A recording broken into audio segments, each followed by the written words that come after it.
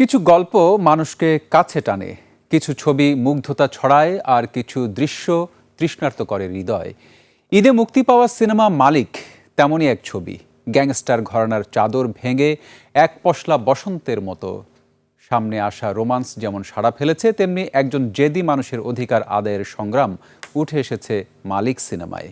বিস্তারিত আকবর হোসেন সুমনের রিপোর্টে। I like bad boys. I'm not a bad boy. রূপালী পর্দায় আরিফিন শুভ ও বিদ্যা সিনহা মিম জুটির অনবদ্য রসায়নে গল্প এগিয়েছে মালিক সিনেমায়। অপরাধ জগতের একচ্ছত্র ক্ষমতাধর ব্যক্তি হয়ে ওঠা মালিক একটি পুরোদস্তুর অ্যাকশন ঘরানার সিনেমা হলেও এতে রয়েছে গভীর আবেগ, পারিবারিক সম্পর্ক আর দারুণ একটি গল্প।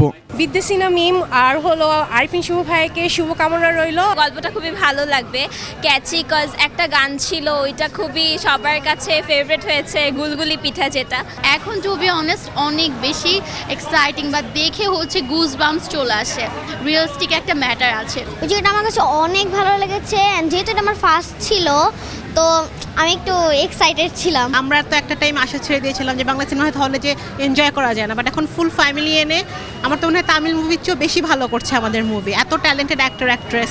ঈদে হাফ ডজন সিনেমার ভিড়ে থাকা মালিক মুক্তির প্রথম দিন থেকেই কাছে টানছে দর্শক। মাত্র সিনেমাতে এবং খেলার জায়গায় ভক্ত তৈরি হয় আর্টিস্টদের, তো সেই জায়গা থেকে ওই যে যার ভক্ত, যে যার গল্পটা দেখতে চায়। সিনেমা বানাতে গিয়ে সামহাও কিছু কিছু ছবি সিনেমাটা হয়ে ওঠে না।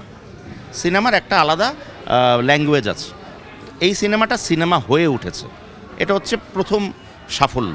2019-এ মুক্তি পাওয়া শাপলুডুর 7 বছর পর মালিক সিনেমায় এই জুটিকে নতুন করে আবিষ্কার করছে দর্শক। বাংলাদেশে অ্যাকশন যেটা হয় এটা তো আমরা সাধারণত গল্পকে বাইরে থেকে নিয়ে আমাদের অবয়বে তৈরি করি, কাজে এটা খুব স্বাভাবিক। যখন ছুঁয়ে দিলে মন আসছিল কিছু বছর আগে, অথবা কিছুদিন আগে 19-20 আসছিল, তখন আবার ওটাতেও পছন্দ করেছে।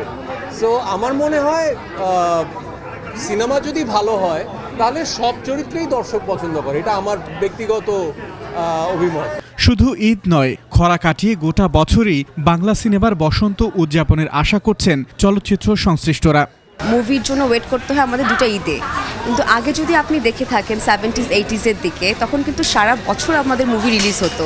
সো দর্শকদের কিন্তু তখন একটা অন্যরকম চাহিদা ছিল, আর এখন যেটা হয়েছে দুইটা ঈদ তো তাদের বেশি এক্সপেকটেশন থাকে যে এই মুভিটা বেস্ট হবে, ওটা দেখতে হবে, বা এটা কীভাবে করলে বেটার হয়।